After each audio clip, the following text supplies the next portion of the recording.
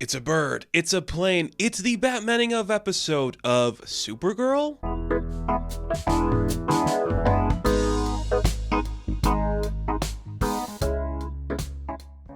Did that sell a good start? Who's to say? We're starting over anyways. Let's get into it. Hello everyone and welcome back to the Batmaning of. This is the show where I look at the larger world of the DC universe, take its really fun, really creative characters, and turn them into a franchise? We'll see, but this time around, we are doing a character I always wanted to talk about because I have so many thoughts on this character, and I don't know how in the weeds we're really going to get on Supergirl at this point. I feel like we could spend a while talking about her cultural relationship to the world and the other characters in it, but we'll start slow. We're doing Supergirl today. It was important.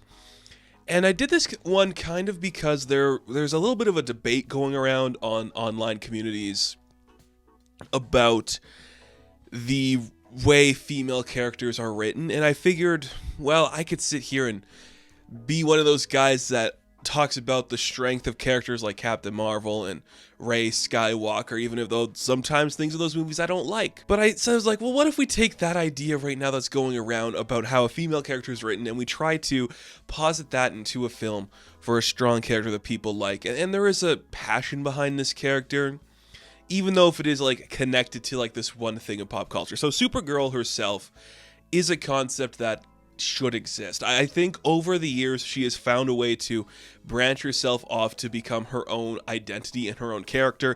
You definitely feel when a writer is interested in using her a certain way as compared to Superman. It's also kind of like that springboard thing where it's like, oh, some things you can't do Superman, you can do them to Kara and we'll be okay with it because she's not as popular and no one's gonna notice, right? So things happen to her, she becomes this, she becomes that, there's some weird dimensional stuff.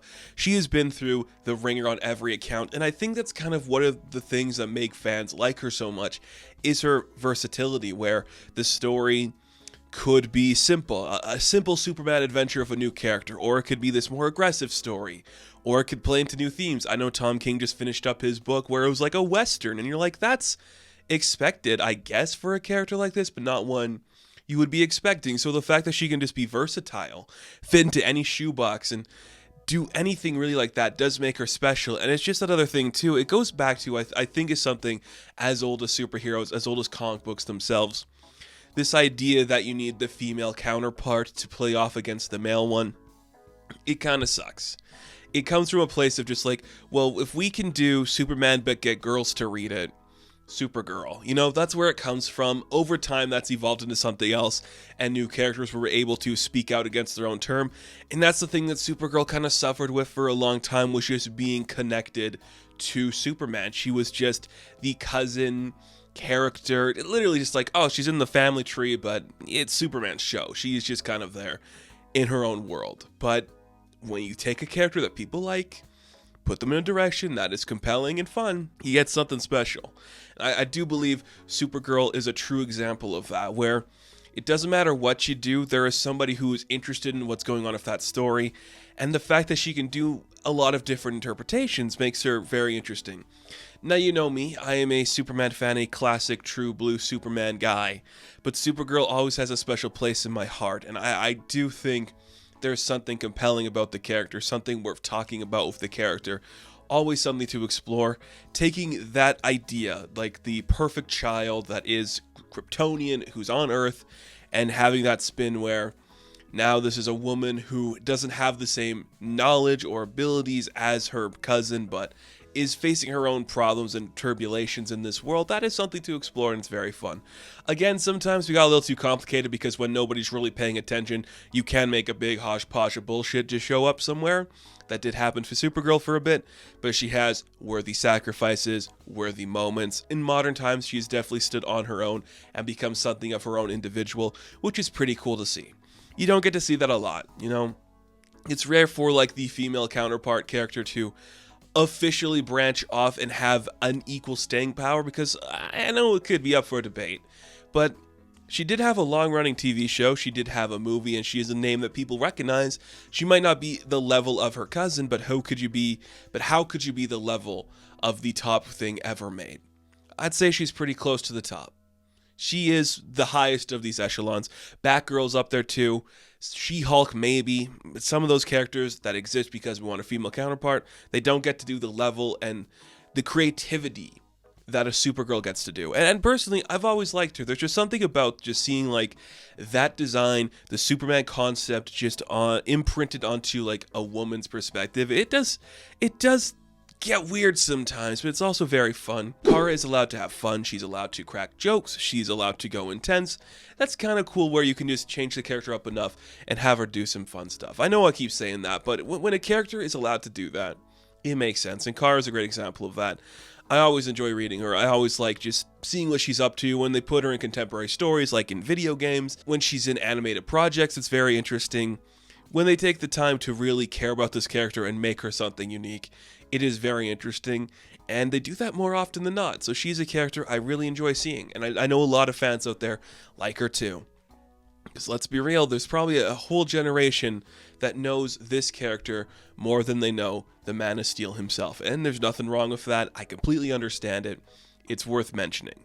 This character matters. She's important. While she's still intrinsically connected to the Superman umbrella, she can stand on her own and has multiple times. A 6-seasoned show proves that. Just saying. Some of you, I know there might be some men in the audience who are like, oh, she's nothing like Clark. You're right, she's not. She doesn't have to be like Clark. She doesn't need to be like Clark. She can do more than Clark. Clark will always be a certain thing. Kara can go do something else. And isn't that exciting? Isn't that just a little bit exciting? So what's really fun about this character too is she's had a few live action performances that we can talk about. Some big, some small, some we have been teased for a long time that we haven't really seen. For starters, you had like the companion piece to the Reeve Superman era with Helen Slater as the character in the 80s film. I have seen this. I'm not going to recommend you see it. It's a bad film. She does good with what she is given, and that's not a lot because she's not given a lot to do. So being able to work off that, it's fine. Laura Vandervoort did play the character on Smallville for I think a season or two. And that, again, it was fine. It's establishing the Superman mythos, having her come in. She looked the part. She was very fun. And not the best, you know. And that's the thing. Like, they're both very two different interpretations. But it's not really until you get to Melissa Benoist where you're like, okay, you found the niche that makes it work. Making Supergirl the lead of a CW-esque show is not a bad idea. It's actually a really smart one. She's a bubbly character, a young, vibrant woman coming up in this world, trying to escape her cousin's shadow. Yeah, there's something to explore there, and they do a great job of doing that. 6 seasons of the show, multiple appearances in other TV shows. She's the best one, the gold standard by far. She looks the part, she has fun doing it. She's allowed to play a lot of different interpretations of the character. Melissa gets it. And I hope she had fun doing it.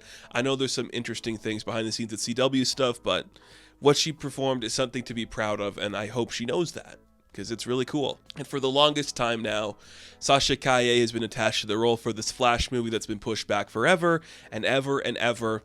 She looks great. I don't know what interpretation of Kara they are going for there. Hopefully it's interesting. She is good, but for the sake of this video and for the sake of the argument I'm trying to make, I'm going to say Sasha Calle isn't really one we can see anything about yet for, but could be cool. So I wanted to do this episode in conjunction with this thing that's been going on around pretty much on Twitter, where it's a bunch of dudes like, look at these Mary Sue characters that can do no wrong. They're so powerful and strong and they're not appealing to the men. I wanted to take that concept and kind of apply it to one of the original characters where that became the issue, where it's like, oh, Supergirl is just Superman but a woman. That instantly attracts a certain audience to go away from it. It deters a lot of men who don't want to see that kind of story. An entire generation who's like 6 seasons of Supergirl and we can't get a Superman show on television. That's the kind of thing, right? I don't want this to just strictly be like, oh man, I'm trying to do the un-Mary Sue thing and just show you how to write a character like this proper, because I don't know. Again, I'm a male writer. My interpretation on how to make her non-Mary Sue-like could be different than other people's, especially a female perspective. But I do have an idea that I kind of want to play with that kind of delves into like the meta narrative of that some people could be offended by, but I think it's worth talking about. So I always like to talk about the vibe I want to go for this show.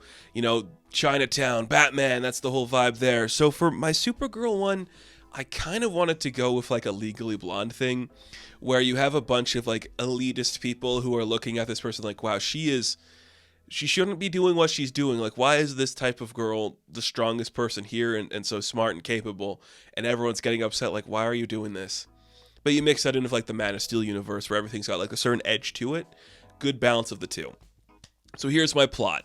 I always like to pick a villain for her to fight. I went with, what's the name of this guy? I had it in my head, I just forgot it. Reactron, who is a classicer character. And there's a bunch of different interpretations. It's like a nuclear guy that can go nuclear, do some nuclear shit. Ex-military guy. The way Reactron plays into my universe is it's a world where Superman exists. Kara is active in this world, but she's still new to it. She's like experiencing all of like these earthly things, maybe in like year 1 or 2 of her time coming to Earth, and suddenly certain people of the world, I'm not going to say what type, but you can pretty much guess that it rhymes with Sninsnell. These men are going to see her and like, you can't do that. A girl shouldn't have all this power. It's not good. It's not capable. And suddenly a certain group of online men are championing this ex-military guy to become this like vigilante hero in the place of Supergirl, and that's how Reactron is born. This guy who is essentially made by the military as a deterrent for the Supermen, who is on these like chat rooms and sees people talking shit about Supergirl, and he's like, I'm gonna stop her then. Even though she's done nothing wrong and she's proven herself to be a hero of humanity, a girl can't be doing that. She's too perfect. It's wrong. I can't relate to her if she's so good at everything. And that's why they fight, because this man is just angry that this woman is doing everything right, and it sucks. And it's a little on the nose, but sometimes you gotta force that down people's throats to truly show them what they're talking about and what's going on. No problem with that. I think it could be really fun. Again, if you're gonna play that route, I don't think you need to do it with a character who isn't intrinsically connected to somebody. Like, you can't do that with Black Canary. You can kind of do that with Wonder Woman, but having it be like she is essentially her cousin, but because she's a woman, now the world has a problem with it. That is where the issues come up, isn't it? That is where people get mad. That is where certain men get upset that this character's too perfect. Meta in that way, Legally Blonde in that way, kind of fun, kind of cute. Let's beat up Reactron because he sucks. That's the story. Because of that, you gotta find the right actress for the role. Now, I thought about this one long and hard, and I just said, yeah, it's pretty obvious that it should be Millie Alcock, right? She is phenomenal. She's fun. She has like that right type of energy, kind of more like a bigger scale Benoist, if that makes sense. I feel like she'd be really good in a commanding role like that, while still kind of playing like naivete in a way that really works for a character like Kara. Sees the world with fresh eyes, also realizes how dark and disturbed it can be. Plus, she's just cute and adorable, and I want to see her dressed up as Superman. That'd be really fun. And I wanted to find a director for this show. You know, I've been looking at a bunch of directors for this. I wanted to find a female director who could get a new perspective in here. I went with Claire Kilner, who has done a couple of TV shows that are very interesting. Mosquito Coast is kind of like the vibe I'd want to see for a show like this, taking it in that serious direction, while still maintaining, like, look at how much she is making these men angry by literally doing nothing but being a hero. The world thinks she's something. She is that thing, but certain people don't like what that is. That's how you make it a little bit meta. That is how you make a Supergirl movie. A little on the nose? Sure, but it's comic books. This character exists because she's the cousin of Superman. Why not have a little bit of fun with it while maintaining what makes a modern Superman story work? The fact that it's all power and people don't like that. They hate it even more because it's a girl. But Kara's the best. She has an amazing comic book run. Almost every year you can find a miniseries with her. She is worth checking out, worth investigating, and just makes for great stuff. She has a TV show too, so watch that. It's pretty good sometimes. Sometimes, but you know how that goes.